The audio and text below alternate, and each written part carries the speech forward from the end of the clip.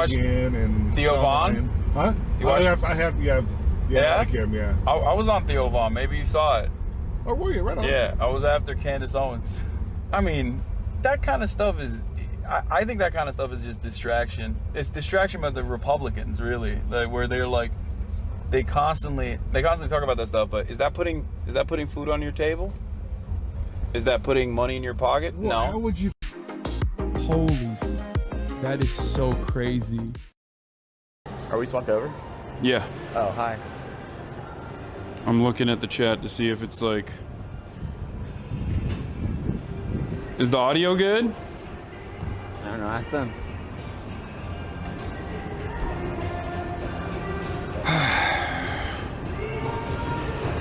Go ahead. Good, all good. Okay, that's what they're saying. It's your little... I think that's probably it, yeah. All right, everybody, we're on our way right now to the Bernard Sanders rally. The Bernie Sanders AOC rally where they're fighting oligarchy, and I'm actually going to be able to talk to them today as well.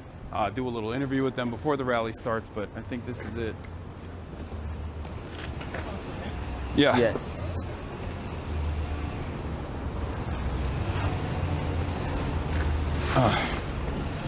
Ow. We're doing great. How about yourself? Oh, not too bad. Hey, you got a PIN number for me, please? I do. It's, can you mute it just to be safe? Yes, I can. Give me 2 seconds. Sorry. Did it work?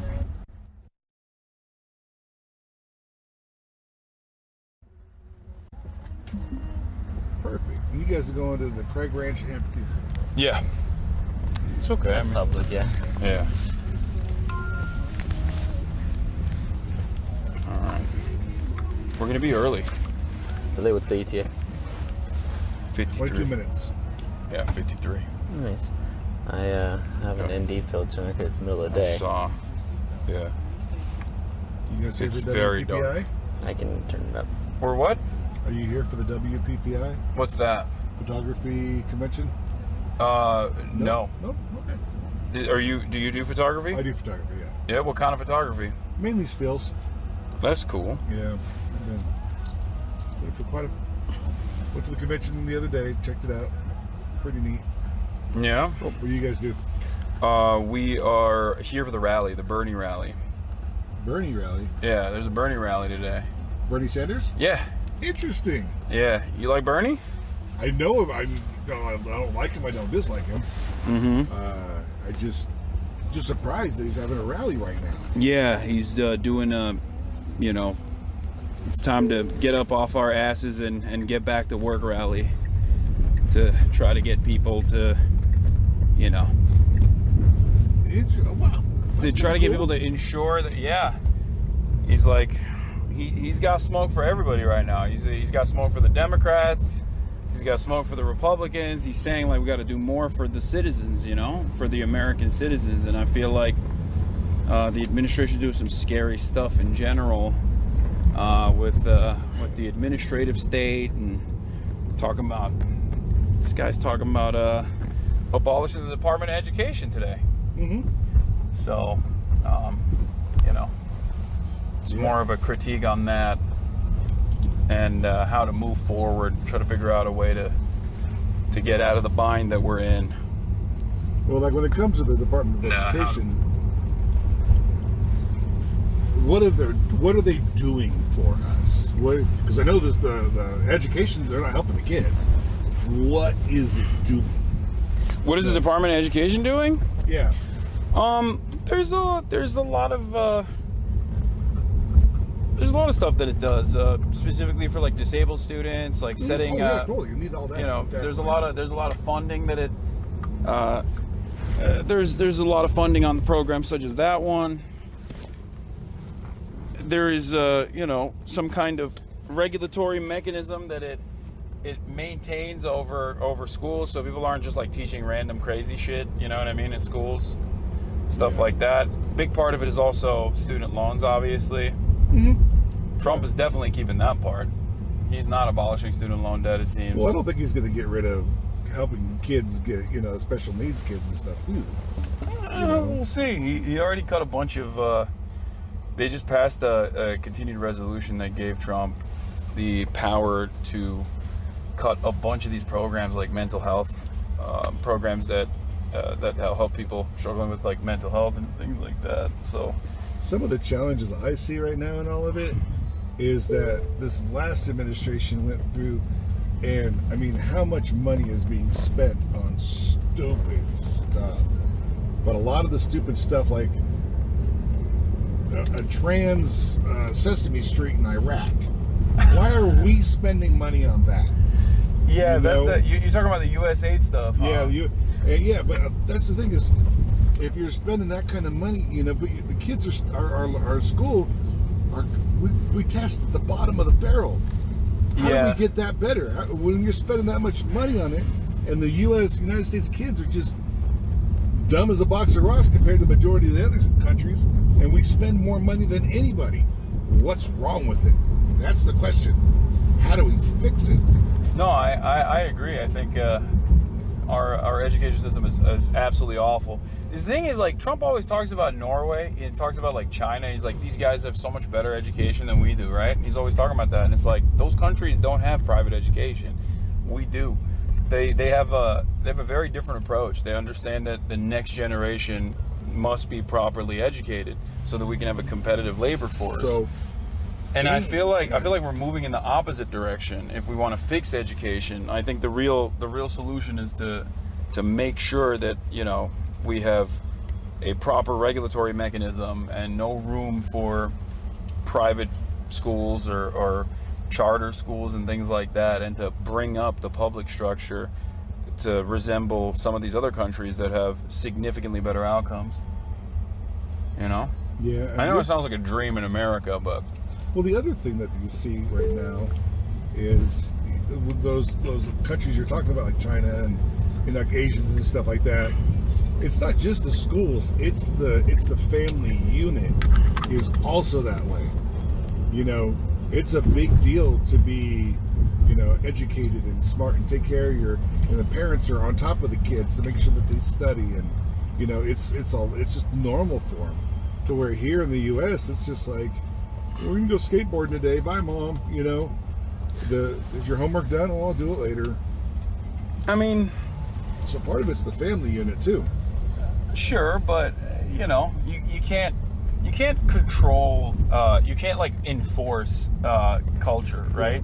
If that's the problem, like the best you can do is still try to bring up the at the government level at least, like try to bring up the quality of education to the best of your ability, and make it so that people actually enjoy going to school. Like one of the big problems in America is school classroom sizes. Schools are so underfunded.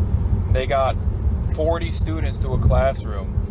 Teachers can't deal with 40 students, it's crazy. It's disastrous.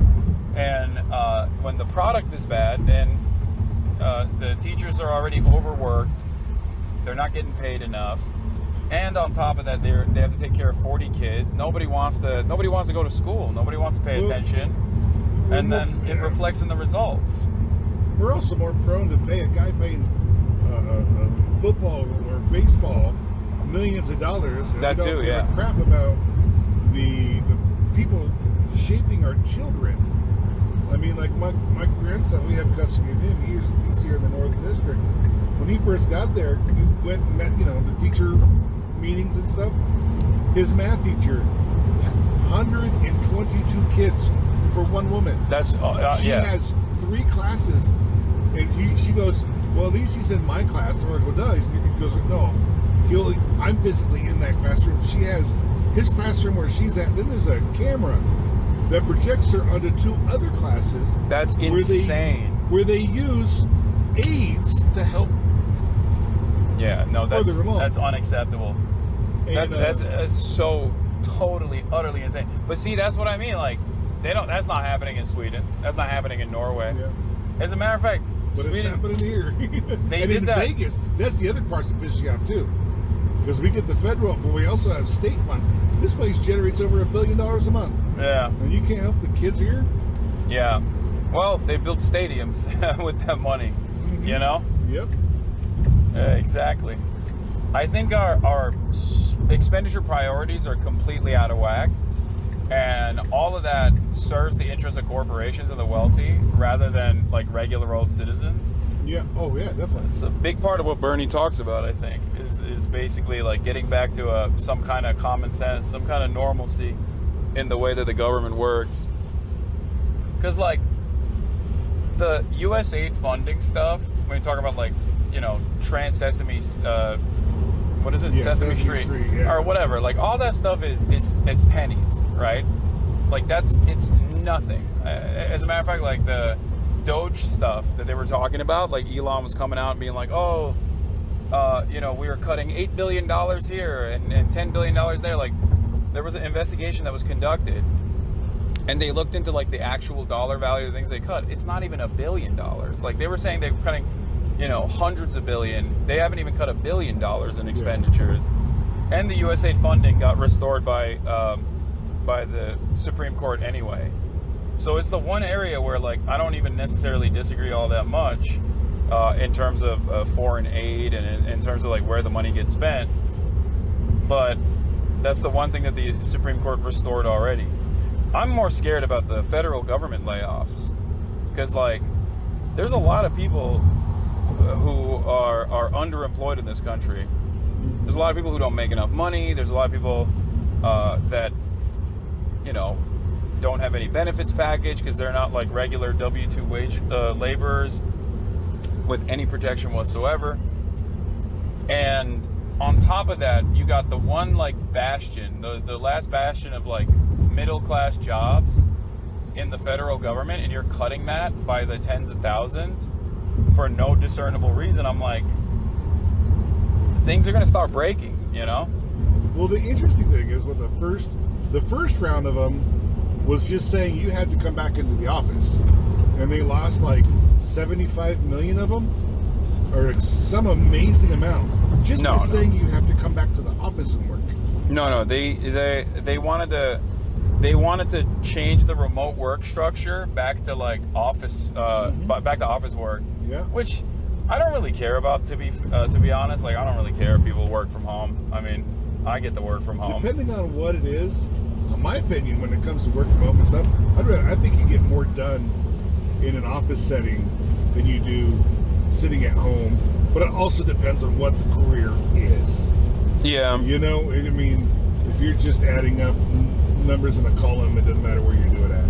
Yeah, I think it's mostly jobs like that. I don't think the federal government is like letting people that need to go and like check the factory floor or whatever to make sure that everything's up to par, work from home and be like, all right, I made it up.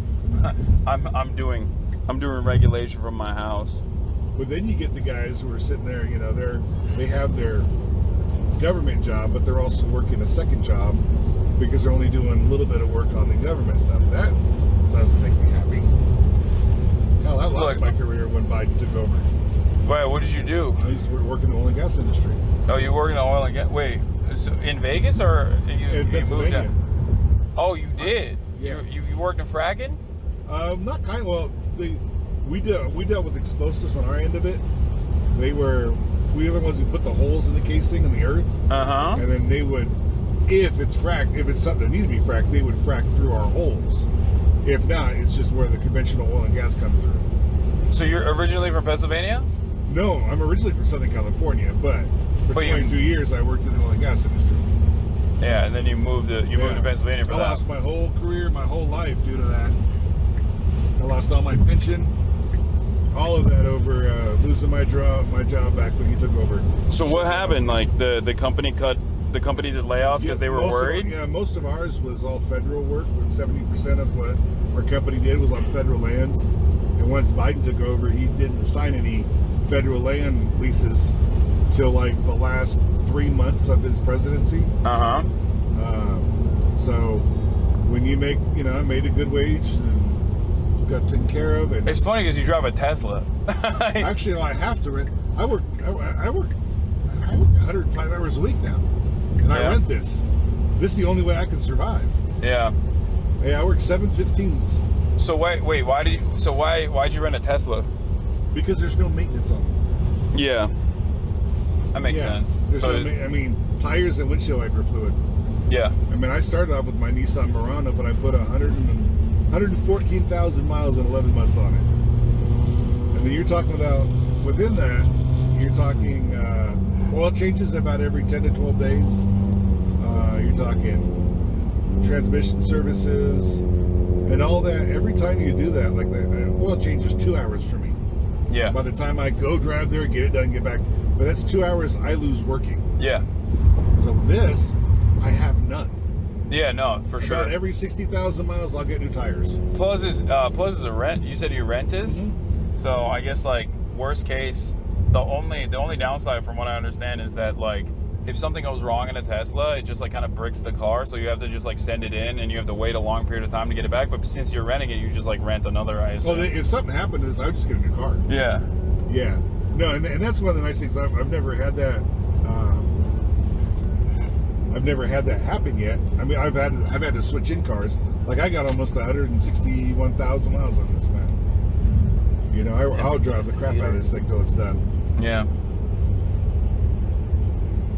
Yeah, I got a EV2 for my daily driving. It's pretty easy. I'm not like a big car guy though, so that's why I don't really care. Well, I think these are great for daily drivers. I'm not a big fan if you like want to do like road trips and stuff in them. Yeah, you can't. It's a big headache. I've done a couple little guys, like 7-8 hour drives. It just adds so much to the drive. Yeah, you gotta like sit there, wait, have it charge. But if you're just going to drive around your city or a few hours from your city, I mean, you can't beat them. Yeah. I mean, this is a lot. You do a lot of driving though, because I mean, in the Uber, you're driving a lot. Is charging is not an issue in Vegas? There's a lot of fast chargers, right? Superchargers or whatever. Yeah, superchargers.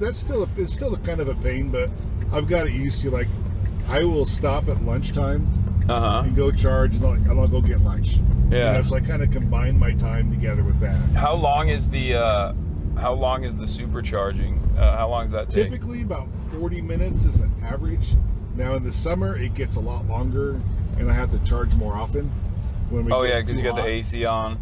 No, not just the AC. It's them the car's trying to keep the battery at a temperature. And so I'm fighting that. It's trying to keep it at a certain temperature. And I mean, we get to 120 degrees here. True. And that battery is just that AC is, or the AC for that. It puts all the power to that first. It's trying to save the battery. Yeah. And then whatever they got left is out here. There's sometimes you'll be on AC, but this is lukewarm at best. Yeah. And I feel like the more usage you have on the battery, the more the battery life is worse, right? Like, yeah, it does go down, but you know, like I said, I got 160,000 on here. This thing, full battery originally was about 290 miles is what it said. And right now, even at full charge, it says it's like 250. That's pretty good. 260. Yeah. I mean, I don't ever pay attention to miles. My percentages are more important to me. Have you ever seen the crazy stuff that they're doing in China? They got like they got cars now. They just like roll up, and then there's a platform that like raises the car a little bit, and the battery swaps it in a second. Oh yeah, well they've been talking about doing that here. Yeah, that would be kind of cool.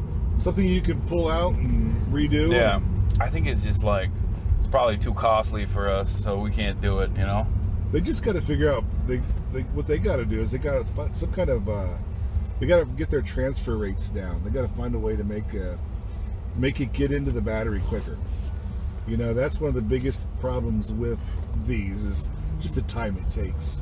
Yeah, you probably have to redo all the cars too. That's like, I suspected that would be too costly.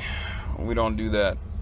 Hey, there's places in Germany now that are making putting rechargers on the roads so they can recharge batteries when you drive over certain. I've heard that too. Yeah, I think it was in Netherlands that tried to do that, but I don't know how that works, to be honest. I don't know how well that would work. Yeah, I don't know either. I don't understand how would that affect other vehicles on it. Yeah, it's like I don't even understand how the iPhone charges when you put the MagSafe thing, like you put it on top of a thing and it charges the battery. I don't know how that works either. It's magic. So where are you guys coming from? Los Angeles. Los Angeles. How long have you known about this rally? How long ago was it announced? Is it months ago? I mean, is it? I don't know. planned I don't for a know. while? No. It wasn't months ago. No, it's recent. Bernie decided, he's taking it to the road like maybe a month ago, and he's been going all around the country to different places. Like, he's in Nevada today for a couple hours, and then Arizona. flying out to Arizona. He's doing one in Tucson. Tomorrow he's doing one in Denver. So he's going all around. He first did the East Coast. Now he's doing like, the West Coast, up and down the West Coast. Trying to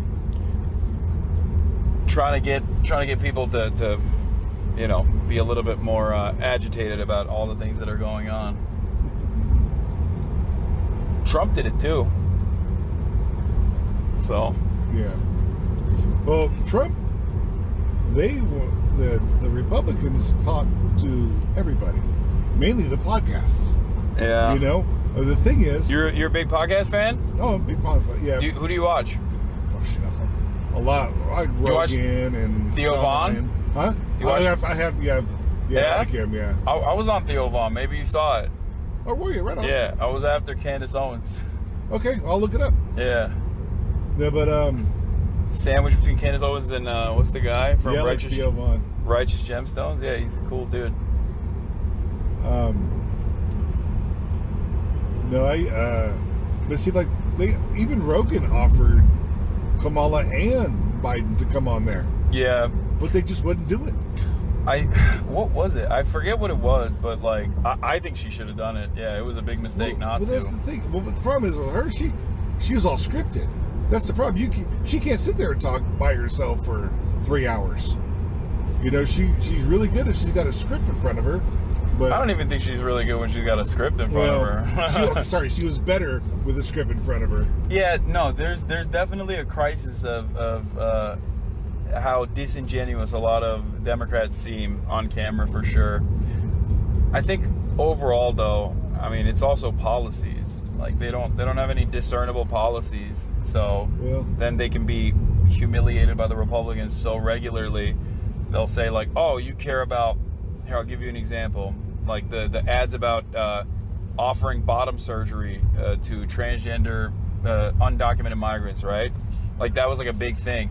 You laugh, but like that was happening under the Trump administration too. It's just like such a minor part that no one ever even focuses on. It's like a normal part of the process, except when Kamala didn't have any like discernible policies you could point to, then that's the only thing the Republicans point to. Then people are going to be like, oh yeah, that's all she cares about. That's all she stands for. Well, the whole thing about, I think the Democrats really lost it when two things.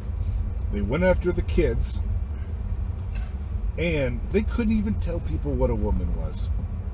I mean, that kind of stuff is, I think that kind of stuff is just distraction. It's distraction by the Republicans, really, where they're like, they constantly talk about that stuff. But is that putting food on your table? Is that putting money in your pocket? Well, no. How would you feel if your kid goes to school and he leaves and comes back as a girl and you had no control over it? I don't think that's how it works. Well, no, they would actually talk to the children about what they thought, and they could actually get in, It's not exactly how that works. It's just like it's like the gay stuff in the 90s, right? Like when there was an initiative to be more open-minded towards gay people, schools would also be more open-minded towards gay people to make sure that there wasn't like bullying or because there's like a big teenage suicide crisis happening in America too, like in order to avoid that sort of stuff. But they're not like transing the children, you know what I mean? You don't like turn trans. It's the same as being gay. If you want to, I don't care what you do behind your door. I really don't. If you want to be whatever, do it. I really don't care. As long as you're not hurting anybody else. Exactly. Or I don't care. It's just. But here, I'll tell you this much, right? There's what do you think the number of like, Trump did this thing with trans athletes, right? I think this is it. Yeah, this is where it's taken. Yeah. Do you happen to know where the amphitheater is? No. All right, we'll figure it out. We'll figure it out. But yeah, last thing I was gonna say is Trump did this whole thing with trans athletes. You know the number of trans athletes? I don't. Yeah, is 49.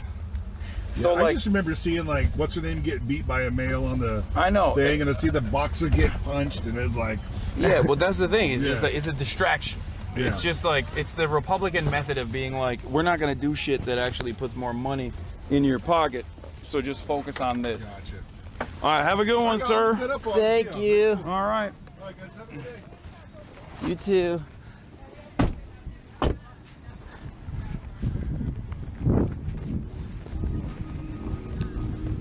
Let me text the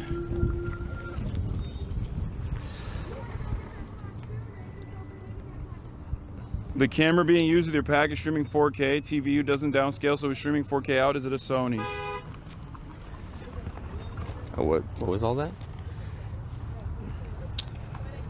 That guy was cool. Yeah.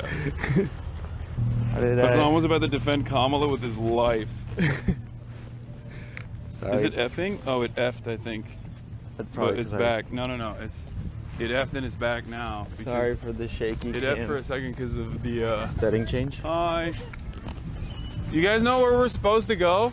Yeah, they didn't like have signs or anything, so it's kind of confusing. But you just go up past that yellow bump sign, and you keep on going, and you'll see like a pond, and then a bunch of people. Okay. And that's the amphitheater. Cool, all right. so Thank much. you. All right, we kind of gotta hustle a bit. Yeah. Yeah, that was crazy. Dude, it is alarming how many like People normies think like are. that. No. Also, how many normies get their notes from fucking podcasts, dude? Hi. Yes. Yeah, we're live right now. We're like super fans. Hi. Nice to meet you Can we guys. take a picture with you? Yeah, of course. But we gotta rush to the amphitheater because we gotta interview AOC. No. Oh, no. Damn, we got the phone that flips on and I everything. do have a flip phone. Ross, can you take a picture? My husband's gonna be so jealous. My husband's too, right? Hell yeah. Backstage to the green room. Hi, chat. Sorry, I don't want to put camera on randoms that didn't ask to be on stream. That's why you have to deal with my face right now. Sorry, bro. Thank you. Have a good day, guys. Stop you. Appreciate it. God damn, dude. Holy shit.